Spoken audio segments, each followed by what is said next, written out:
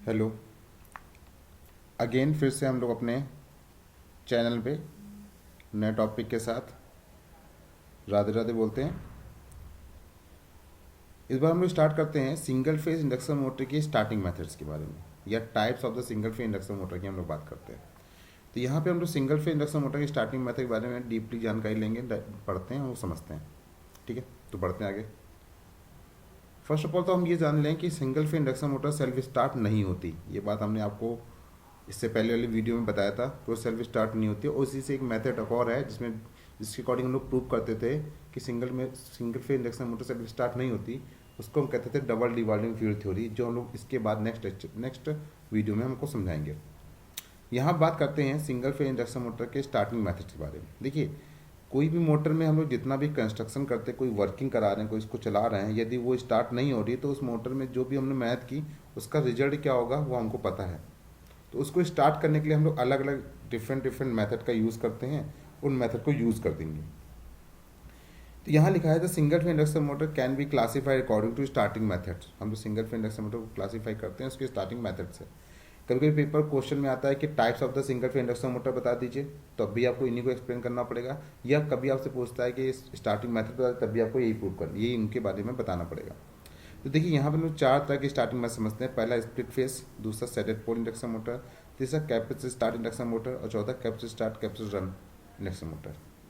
इन चार मेथड को लेके हम सॉल्व करेंगे और इन्हीं को एक एक बारे में समझेंगे, एक एक मोटर के बारे में डीपली समझेंगे और उनको आगे और अच्छे से समझने की कोशिश करेंगे, उनके बारे में पढ़ेंगे। तो शुरुआत करते हैं। फर्स्ट हम बात करते हैं स्प्लिट फेज इंडक्शन मोटर की। देखिए, स्प्लिट फेज इंडक्शन मोटर हमारी वो मोटर होती है जिसमें मोटर की जो स्टार्टिंग टॉर्क होती है वो हमारी हाई होती है। ठीक है, यदि जनरली हम बात समझते हैं कि हमको मोटर स्टार्ट करनी थी तो मोटर स्टार्ट क्यों नहीं हुई थी, तो यहाँ समझते हैं, डायग्राम के थ्रू समझने की कोशिश करते हैं। देखिए, जनरली हमारी जो मोटर होती है, हमारे पास जो मोटर है, ये हमारे पास रोटर है। इस रोटर को मुझे स्टार्ट करना था, तो हम जानते हैं हमने मेन वाइंडिंग लगा रखी थी जो कि मोटर को स्टार्ट करने यूज़ कर रहे थे। क्योंकि हम लोग जानते हैं सिंगल फेज इंडक्शन मोटर हम लोग यूज़ करते हैं, इसके थ्रू हम इसको स्टार्ट करने की कोशिश करते, बट ये स्टार्ट नहीं करा पाए थे। इसको स्टार्ट करने के लिए हमने एक एक्स्ट्रा वाइंडिंग यूज़ की जिसको हम कहते हैं स्टार्टिंग वाइंडिंग। ये जो स्टार्टिंग वाइंडिंग है, अब ये मेन वाइंडिंग के साथ मिलकर रोटर को रोटेट करने में हेल्प करेगी। तो कह सकते हैं हम लोग कि सिंपल से लैंग्वेज में यदि हम डायग्राम बनाएं तो हमारा कुछ कुछ कुल मिला के कुछ इस तरह से हमारी मोटर की डायग्राम बनती है। ये कुछ इस तरह से सिंगल फेज वाइंडिंग हम लोग इसको देते हैं मेन वाइंडिंग, जिससे रोटर को रोटेट करते हैं। ठीक है, अब यहाँ पे एक जो वाइंडिंग है इसे कहते हैं मेन वाइंडिंग, एक ऑक्सिलरी वाइंडिंग। इनके बारे में हम समझते चलते हैं। तो यहाँ देखिए, हमारी ये जो ये वाइंडिंग है इसे कहते हैं लोग मेन वाइंडिंग, जो कि हमारी रोटर को रोटेट कराने में हेल्प करती है। बट ये वाइंडिंग होती है रोटर को रोटेट नहीं करा पाती, इसके लिए हम यूज़ करते हैं स्टार्टिंग वाइंडिंग को। स्टार्टिंग वाइंडिंग को एक स्विच से जोड़ते हैं, इसको हम कहते हैं सेंट्रीफ्यूगल स्विच। मैं पहले डायग्राम एक्सप्लेन कर रहा हूँ, फिर थ्योरी का एक्सप्लेन करता हूँ। ये सेंट्रीफ्यूगल स्विच अपने में एक स्पेशल टाइप का स्विच होता है, जिसका काम होता है कि स्टार्टिंग वाइंडिंग को एक फिक्स स्पीड के बाद से डिस्कनेक्ट कर देना और मेन वाइंडिंग से ही रोटर को रोटेट कराना। ये हमारा सेंट्रीफ्यूगल स्विच का काम होता है। ठीक है, तो समझते हैं। यहाँ लिखा इन this type motor an extra winding is wound on the same core of the stator. वही बात मैंने बोली कि हम इस वाइंडिंग में एक्स्ट्रा एक वाइंडिंग ऐड कर देते हैं। ठीक है, कहाँ पे? स्टेटर के साथ। यहाँ पे लिखा है there the two winding in a stator. Stator में हम लोग दो वाइंडिंग यूज करते हैं, मेन वाइंडिंग और auxiliary winding. The one winding known as a main winding, इसको मेन वाइंडिंग कहते हैं, और running winding and the secondary winding known as a starting winding. Secondary winding हम लोग क्या कहते हैं? स्टार्टिंग वाइंडिंग कहते हैं।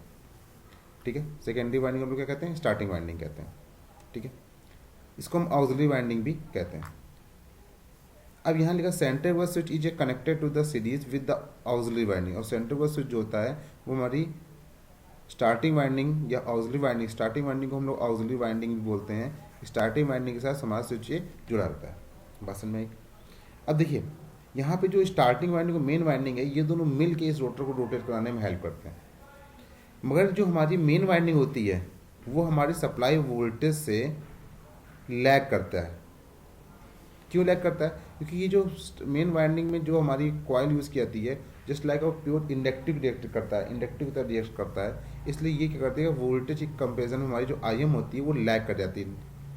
और हमारा जो स्टार्टिंग वाइंडिंग होती है जस्ट लाइक रजिस्टिव नेचर होता है इसका, ये रजिस्टिव नेचर में होता है, इसलिए ये हमारा वोल्टेज से अप्रॉक्स इन फेज होता है जो आई एस टी होता है। और I S T I am का ही रिजल्टेंट करंट होती है जिसे हम आई करंट कहते हैं। इस कंडीशन में आई एस टी और आई एम के बीच में जो भी एंगल बनता है अल्फा एंगल, यही अल्फा एंगल जितना ज़्यादा लार्ज होगा उतना हाई स्टार्टिंग टॉर्क जनरेट करेगा। बट ये अल्फा एंगल इतना ज़्यादा हाई, उतना ज़्यादा लार्ज नहीं होता कि ये हाई स्टार्टिंग टॉर्क जनरेट करे, बट इतना ये जितना ये लार्ज होगा उतना सफिशिएंट होता है मोटर को स्टार्ट करना। अभी तक हम सिंगल फेज इंडक्शन मोटर को स्टार्ट नहीं कर पा रहे थे, बट हमने अपनी कुछ स्टार्टिंग वाइंडिंग के हेल्प से हमने इसको स्टार्ट करना या रन कराने लायक छोड़ दिया है, इसलिए ये इतना एंगल है ये सफिशिएंट होगा इस मोटर को रन कराने के लिए। बात समझ में। अब बात करते हैं इसके नेक्स्ट बात करते हैं कैपेसिटर स्टार्ट इंडक्शन मोटर की। देखिए capacitor start induction motor just like a speed feed induction motor का बस मॉडिफाइड रूप है। लिखा है this type motor is an advance version the speed feed induction motor. ये जो मोटर है ये एडवांस वर्जन होता है स्पीड फीड इंडक्शन मोटर, क्योंकि स्पीड फीड इंडक्शन मोटर हमारी हाई स्टार्टिंग टॉर्क जनरेट नहीं कर पाई थी। स्टार्टिंग टॉर्क जनरेट कर पा रही थी बट वो हाई नहीं थी, जहाँ पे मुझे लोड ज़्यादा देना पड़ रहा था वहाँ पे हम इसको यूज़ नहीं कर पा रहे थे। इसके लिए the disadvantage of speed feed induction motor low torque produce, वही लिखा है जो मैंने बताया कि ये लो टॉर्क प्रोड्यूस करती थी, बट इतना टॉर्क था रोटर रोटेट करा लेती थी, बट ये लो टॉर्क थी जब लोड की कंडीशन है। Because in this motor the phase difference create a very less, जो मैंने आपको पीछे बताया था उसके बीच में जो फेज डिफरेंस था अल्फा वो बहुत कम होता है। ठीक है, this disadvantage compensate in this motor, हम लोग क्या करते हैं इस डिसएडवांटेज जो था मेरा जो लो टॉर्क वाली डिसएडवांटेज था उसको हम इस कंडीशन में ख़त्म कर देते हैं with the help of the capacitor. किसकी हेल्प से करते हैं? कैपेसिटर की हेल्प से। और जो capacitor connect in series, capacitor क्या होता है कनेक्ट होता है सीरीज में किसके? Auxiliary winding. ऑक्सिलरी मतलब स्टार्टिंग वाइंडिंग है। देखिए आप देख सकते हैं ये हमारा मेन वाइंडिंग है, ये हमारा स्टार्टिंग वाइंडिंग ऑक्सिलरी वाइंडिंग, इसी के साथ कैपेसिटर को सी को ऐड किया गया सीरीज में, साथ में सेंटर वेव स्विच लगा है। ठीक है, अब ये अब देखिए मैंने भी बताया था ये जो हमारा नीचे वाला ये मेन वाइंडिंग थी ये इंडक्टिव नेचर इंडिकेट कर रहा है, इसलिए ये वोल्टेज के साथ क्या कर रहा था फाई एम एंगल क्या कर रहा था? लैग कर रहा था। देखिए फाई एम एंगल लैग कर रहा है। और जो हमारा ये अभी तक ये प्योर रजिस्टिव था बट सी के साथ मिलकर आरसी सर्किट बनाएगा, इस कंडीशन में क्या करेगा ये वोल्टेज से लैग करेगा, मतलब लीड कर जाएगा। लीड क्या करेगा? आई एस टी से लीड करेगा। अभी तक जो वी के साथ इनफेस था वो अब क्या कहाँ चला गया? लीड कर गया। और जो आई एस टी और आई एम का जो रिजल्टेंट करंट होगा वो हमारा आई होगा, जो कि वोल्टेज के साथ अप्रॉक्स इनफेस होने की कोशिश करेगा। अब देखिए इनके बीच में जो अल्फा एंगल है वो देखिए लार्ज है, किसके comparison? Speed feed induction motor. इसलिए यहाँ पे जो भी स्टार्टिंग टॉर्क जनरेट होगी वो हाई स्टार्टिंग टॉर्क जनरेट करने में हेल्प करेगा। बात समझ में ना? अब देखिए इस सेंटर वेव स्विच का क्या मतलब होता है, इस यहाँ समझ लेते हैं। जैसे ही ये मोटर हमारी रोटर जो है हमारा 70% से 80% की स्पीड को अचीव करता है, तो जैसे ही अचीव करेगा वैसे ही सेंटर वेव स्विच जो अभी तक से कनेक्ट था वो डिस्कनेक्ट हो जाता है और वो मेन वाइंडिंग और स्टार्टिंग वाइंडिंग और कैपेसिटर को मेन वाइंडिंग से डिस्कनेक्ट कर देता है, दूर कर देता है। इस कंडीशन में क्या होगा? अब जो मेन वाइंडिंग होगी वो लगातार रोटर को सप्लाई देगी जिससे रोटर रोटेट करेगा। अब उसको कैपेसिटर स्टार्टिंग वाइंडिंग से मतलब नहीं, क्योंकि कैपेसिटर और स्टार्टिंग वाइंडिंग का यहाँ केवल और केवल काम क्या था? मोटर को स्टार्ट करना, उसको थोड़ा सा रन करा देना। इसीलिए यहाँ लिखा कैपेसिटर स्टार्ट इंडक्शन मोटर लिखा है। अब यहाँ पे इनको बस रन कराने से मतलब है, उससे किसी मतलब नहीं। बात करते हैं नेक्स्ट की। हम बात करते हैं capacitor start capacitor run induction motor की। देखिए capacitor start capacitor run induction motor की बात कर रहे हैं तो ये कैपेसिटर स्टार्ट इंडक्शन मोटर की तरह ही वर्क करती है, सेम होती है। बस अंतर क्या होता है, इसमें हम सेंटर वेव स्विच का यूज़ नहीं करते। देखने कहीं भी आपको सेंटर वेव स्विच नहीं मिलेगा। अभी देखिए यहाँ पे मेन वाइंडिंग ये लगी हमारी, ये हमारी ऑक्सिलरी वाइंडिंग जिसको स्टार्टिंग वाइंडिंग कहते हैं, उसी के सीरीज में कैपेसिटर लगा है। देखिए इस capacitor start capacitor induction motor की खासियत होती है हम इसमें इसकी मोटर की डायरेक्शन को इंटरचेंज कर सकते हैं। जैसे देखिए अभी इससे पहले आपने पीछे डायग्राम देखा था, हमने स्टार्टिंग वाइंडिंग को यहाँ लगा रखा था और मेन वाइंडिंग को यहाँ पे लगा रखा था। उसके बाद हमने यहाँ पे देखो हमने स्टार्टिंग वाइंडिंग को नीचे लगा दिया, मेन वाइंडिंग को। इस कंडीशन में रोटर की जो डायरेक्शन थी वो चेंज हो जाती है। कभी रोटर इधर डायरेक्शन को रोटेट करेगी, यदि हम इसकी वाइंडिंग को चेंज करेंगे तो इसकी डायरेक्शन क्या हो जाएगी? अपोजिट हो जाती है। ये मैंने 3 फेज इंडक्शन मोटर आपको बताया था। देखिए यहाँ लिखा है in this type of motor 1 capacitor are connected in auxiliary winding. एक कैपेसिटर जो हमने ऑक्सिलरी वाइंडिंग में ऐड कर रखा है। This capacitor one time capacitor is used only the starting capacitor. अब यही कैपेसिटर एक बार क्या करेगा, इस मोटर को स्टार्ट करने में हेल्प करेगा। एंड अनदर टाइम, दूसरे टाइम क्या करेगा, capacitor is connected the permanently with the motor running capacitor, और यही फिर कैपेसिटर फिर परमानेंट तक कनेक्ट रहेगा, तो फिर क्या करेगा, इसी को फिर प्रॉपर रन कराने में भी हेल्प करेगा। तो मतलब ये इसको स्टार्ट करेगा और रन करेगा। अब जो सेंटर व स्विच की कंडीशन थी 70% से 80% के बीच में, जब हमारी मोटर स्पीड पहुंचेगी तो रोटर ये स्टार्टिंग वाइंडिंग जो है जो डिस्कनेक्ट हो जाएगी, वो अब डिस्कनेक्ट नहीं होगी। अब ये कैपेसिटर और ये स्टार्टिंग वाइंडिंग दोनों मिलकर लगातार मोटर को स्टार्ट करके रखेंगे और लगातार रन भी कराते रहेंगे। The circuit diagram of the figure, so in figure diagram को मैंने दिखा है the power factor of and efficiency of the motor are very high. अब इस कंडीशन में ये कैपेसिटर लगे होने के कारण अब इसकी जो पावर फैक्टर है या इसकी इफिशियंसी होती है वो बहुत हाई होती है। Also it has the high starting torque, और ये हाई स्टार्टिंग टॉर्क जनरेट करेगा that this 80% of the full load torque. मतलब जब यदि हम उसको 80% फुल लोड दे रखे हैं किसी मोटर को, उस कंडीशन में इसको हम स्टार्ट करने की कोशिश करेंगे तब भी ये हाई स्टार्टिंग टॉर्क जनरेट करेगा। इस जो ये this type motor used in application like a exhaust fan या ब्लोअर या हीटर, इनका हम लोग मैक्सिमम यूज जहाँ पे हम लोग हैवी लोड जैसे हीटर है या एग्जॉस्ट फैन है या हम लोग ब्लोअर में यूज़ करते हैं, जहाँ पे हैवी लोड जरूरत पड़ती है वहाँ पे हम इन मोटर का यूज़ कर देते हैं। ठीक है, अब बात करते हैं next and last starting method की, स्ट्रैटेड पोल इंडक्शन। स्ट्रैटेड पोल इंडक्शन मोटर जो आपकी स्पीड फेट कैपेसिटर स्टार्ट या कैपेसिटर स्टार्ट कैपेसिटर मोटर, इनसे अलग मोटर होती है। इसमें कोई भी हम एक एक्स्ट्रा वाइंडिंग की आवश्यकता नहीं पड़ती, ना एक्स्ट्रा वाइंडिंग यूज़ करते हैं। ठीक है, as a compare to the other type of the single phase induction motor, this motor has a different construction and working principle. ये जो मोटर है ये अनदर जो स्टार्टिंग मेथड उनसे बहुत डिफरेंट होती है, उनका कंस्ट्रक्शन वर्किंग बिल्कुल अलग रहता है। This type of the motor does not require the auxiliary winding. इस मोटर में कोई ऑक्सिलरी वाइंडिंग की रिक्वायरमेंट नहीं पड़ती, मतलब स्टार्टिंग वाइंडिंग हमें जरूरत नहीं पड़ती है। This motor has a start the salient port या projecting post and the rotor is the same as the squirrel cage of induction motor। इसमें जो भी हम स्टेटर यूज़ करते हैं वो हमारा salient port होता है। salient port मतलब कि हमारा जो पोज के फॉर्म में इंडिकेट करेगा। ठीक है, और यहाँ पे जो रोटर यूज़ करते हैं वो हम स्क्वेयर केज रोटर करते हैं, जो देख रहे हैं आप देख सकते हैं ये स्क्वेयर केज रोटर लगा हुआ है। The stator pole are construction specially create the rotating magnetic field. जो हमारा स्टेटर पोज होता है वो हमारा एक स्पेशल टाइप मतलब जो कंस्ट्रक्शन इससे बनाता है जिससे रोटेटिंग मैग्नेटिक इसमें प्रोड्यूस हो सके। A poles of the this motor is divided into two parts. जो हमारे पोल्स हैं वो उस मोटर में हम लोग दो भागों में डिवाइड कर देते हैं। यहाँ पे देखिए एक हमारा होता है सेडेड पार्ट, एक होता है अनसेड पार्ट। अनसेडेड सेड का मतलब समझ लीजिए, देखिए मैं कोई चीज़ समझाना चाहता हूँ, यहाँ पे डीपली समझ में आ जाएगा आपको, तो ये समझ लेंगे तो आपको अच्छे समझ में आ जाएगा। देखिए यहाँ पे हम लोग का जो स्टेटर है कुछ इस तरह से होता है, इसमें पोल्स बने होते हैं ये इस तरह से, तो ये पोल है का हिस्सा है। आपको मैंने जब डीसी के वीडियो डाल रखा है उसमें आप देखेंगे तो इसको हम कहते थे पोल कहते थे, और इसको कहते थे पोल सू, याद होगा आपको। ठीक है, यहाँ पे करते क्या है हम लोग, इसको इन्होंने बोला दो वर्ड इन्होंने बोले कि यहाँ पे एक सैडेड पार्ट और अनसैडेड पार्ट का मतलब क्या हुआ। देखिए यहाँ पे इसके यहाँ करते क्या है, हम छोटा सा पार्ट काट लेते हैं, उसके बाद हम इसको थोड़ा सा ऊपर खींच देते हैं इस तरह से। ये जो सैडेड मतलब ये कटा हुआ हिस्सा अलग है, ये सैडेड पार्ट कहलाता है। इसको हम कहते हैं, ये हमारा कहेंगे, इसको हम कहेंगे सैडेड पार्ट, ये हमारा सैडेड पार्ट है। और ये जो हिस्सा इधर वाला इसे कहते हैं अनसैडेड पार्ट, इसे कहेंगे अनसैडेड पार्ट, और ये हमारा कहलाएगा सैडेड पार्ट। देखिए ध्यान देखेंगे यहाँ पे, जब गौर से देखेंगे तो आपको दिखेगा यहाँ पे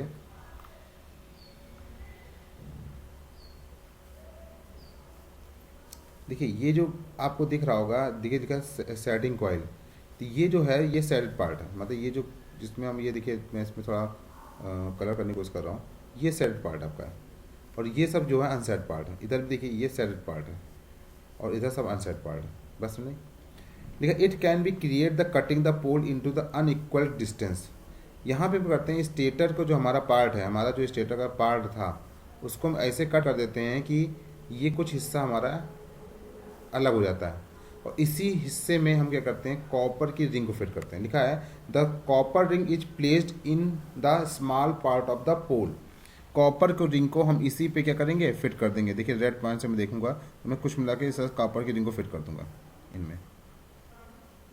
ठीक है। This ring is highly inductive ring, ये बहुत हाईली इंडक्टिव रिंग होती है। And it is known as a shaded ring या सैडेड बैंड। इसको हम सैडेड रिंग भी कह सकते हैं, सैडेड बैंड भी कह सकते हैं, सैडेड कॉइल भी कह सकते हैं। ये कॉपर की बनी होती है। ठीक है। The part at which the shaded ring is placed known as a shaded part of the pole, मतलब जहाँ पे सैडेड रिंग लग गई उसको हम सैडेड पार्ट कहेंगे, और जो जहाँ नहीं लगी उसको अनसैडेड पार्ट कहेंगे। And the remaining the part of the unshaded part, the construction of this motor known as a shown below. यहाँ पे इसका कंस्ट्रक्शन मैंने आपको दिखा। अब इसका मतलब क्या है, देखिए यहाँ पे करना क्या है, हमें कुल मिला के यहाँ जो सेटिंग पार्ट है यहाँ से हम क्या करते हैं, पूरे फ्लक्स को निकालने की कोशिश करते हैं। देखिए यदि आपका कोई भी पार्ट इस तरह लगा हुआ है, ठीक है, देखिए एक नया डायग्राम बनाते हैं हम, उसमें आपको समझ में आ जाएगा। यदि हम देख लेते हैं, मैं एक पोल बना लेता हूँ कुछ बना के, आपको ज़्यादा से समझ में आएगा। इस तरह से आपके पास ये 3-4 पोल बने हैं,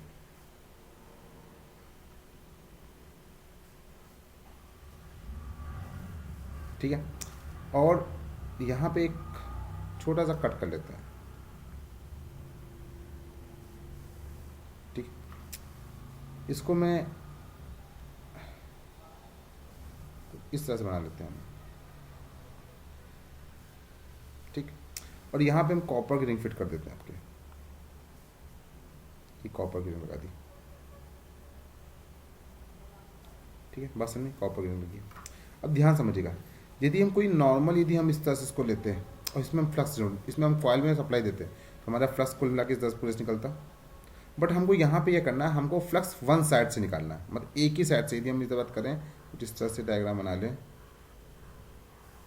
हमको फ्लक्स केवल इधर से निकालना है, इस पार से फ्लक्स नहीं निकालना है, मतलब वन साइड फ्लक्स निकालने की कोशिश करना है। तो यदि हम बात करें यहाँ पे इसको हम सप्लाई देंगे तो उस कंडीशन हमारा जो फ्लक्स होगा स्टार्टिंग में कुछ इस तरह से निकलेगा, बट इधर कोई फ्लक्स नहीं निकलेगा। तो कह सकते हैं ये हमारा जो फाइव है, मतलब मेन फ्लक्स है, और ये हमारा क्या है, 5ST स्टार्टिंग फ्लक्स है।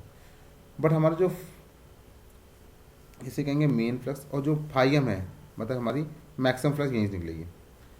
बट ये कॉपर रिंग क्या करेगी, थोड़ी देर बाद अपने को एनर्जाइज कर, उस कंडीशन में जो फ्लक्स यहाँ कुछ निकल रहे थे, कुछ फ्लक्स यहाँ से भी निकलेंगे, मगर मैक्सिमम फ्लक्स अभी भी यहीं से निकलेंगे। मतलब जो हमारा मेन फ्लक्स है वो अभी भी यहीं निकलेगा, और 5ST भी यहीं से, स्टार्टिंग फ्लक्स हमारा यहाँ निकलना चाहिए। बट एक समय ऐसा आएगा सारे के सारे फ्लक्स इसी बैंड से निकलना शुरू कर देंगे, मतलब 5ST एक्टिव हो जाएगा। उस कंडीशन मेन फ्लक्स से कुछ ही फ्लक्स निकलेंगे। अब ये जो सारे फ्लक्स यदि वन साइड से निकलना शुरू करेंगे, उस कंडीशन में हमारा जो भी रोटर होगा उसको एक साइड से एक फोर्स जनरेट होगा, और वो फोर्स जो होगा वो लगातार रोटेट करेगा। इस कंडीशन में क्या होगा, जब ये फोर्स एक साइड में मिलेगा तो रोटर को हमको एक डायरेक्शन मिल जाएगी जो रोटर को रोटेट करने में हेल्प करेगी। देखिए सैडल पॉइंट इंडक्शन मोटर की खराबी भी है, ये 0.05 हॉर्स पावर इसका होता है केवल, मतलब ये कभी भी लोड पे वर्क नहीं कर सकता। ये इसको थोड़ा सा लोड बढ़ा देंगे तो ये वर्क करना बंद कर देगा, मतलब ये काम करेगा नहीं। मोटर रोटेट करेगी बट ये अपने को आगे नहीं बढ़ा पाएगी, ये इसकी कमी है। इसीलिए ये अनदर स्टार्टिंग मेथड से डिफरेंट मोटर मानी जाती है। इसका मैक्सिमम जो टॉयज छोटे छोटे खिलौने होते हैं उनमें यूज़ करते हैं हम लोग, जहाँ पे हमको लोड की जरूरत नहीं। ये जैसे कोई छोटा खिलौना उसके ऊपर यदि कोई आप थोड़ी हैवी चीज़ रख दीजिए तो मोटर काम ही करना बंद कर देती है, आगे बढ़ेगी नहीं, रुकी रहेगी। क्यों? क्योंकि वो उसका इतना ज़्यादा फोर्स ही नहीं है उसको रोटेट कर सके। इसलिए इसका हॉर्स पावर 0.05 हॉर्स पावर होता है, इसीलिए स्पेशल टाइप्स को मोटर में हम लोग काउंट करते हैं। नेक्स्ट साइड में हम समझ लेते हैं कि इसके एप्लीकेशंस क्या हैं सिंगल फेज इंडक्शन मोटर की। देखिए हम लोग इसको क्लॉक्स, घड़ियों में यूज़ करते हैं, घरों में रेफ्रिजरेटर, फ्रीज़र या हीटर में यूज़ कर लेते हैं। फ़ैन, जितने भी आपके घर में जितने फ़ैन लगे हैं सब कैपेसिटर स्टार इंडक्शन मोटर हैं, ठीक है। फ़ैन है, टेबल फ़ैन है, सीलिंग फ़ैन है, एग्जॉस्ट फ़ैन है, जितने भी फ़ैन हैं घर में आप यूज़ करते हैं सब में आप लोग single phase induction motor use करते हैं हम लोग घरों में, क्योंकि हमारे घर में सारी मोटरें जहाँ पे होंगी सब सिंगल फेस है, तो सिंगल फेस सप्लाई यूज़ करते हैं। ब्लोअर है आपका, वॉशिंग मशीन है, वो मशीन टूल्स हैं, ड्रायर हैं, ठीक है, ठीक है, टाइपराइटर है, या फोटो स्टेट या प्रिंटर मशीन जो है सब सिंगल फेज इंडक्शन मोटर काम करती हैं। जितने अगर वाटर पंप या समर सेल पंप लगा है वो भी आपका single phase induction motor use करता है। कंप्यूटर्स में लगता है ग्राइंडर, ड्रिलिंग मशीन जो होती है, मतलब होम्स के जितने घर के जितने भी अप्लायंस हैं जिसमें भी मोटर का काम यूज़ हो रहा है सब जगह सिंगल फेज इंडक्शन मोटर का ही हम लोग यूज़ करते हैं। इसीलिए सिंगल फेज इंडक्शन मोटर हमारे लिए बहुत इंपॉर्टेंट हो जाती है, ठीक है। तो यहाँ पे हम लोगों ने इस सिंगल फेज इंडक्शन मोटर के स्टार्टिंग मेथड के बारे में बात की, उसकी एप्लीकेशन बात की। पढ़िएगा, इसको समझिएगा, जो डाउट्स उससे पूछेगा। इसके बाद हम इसकी डबल डिवाइन फील्ड थ्योरी का हम लोग वीडियो देखेंगे और उसको वीडियो बनाएंगे, वो आपको सेंड करेंगे, ठीक है। राधे राधे, पढ़िए, अच्छे नंबर लाइए।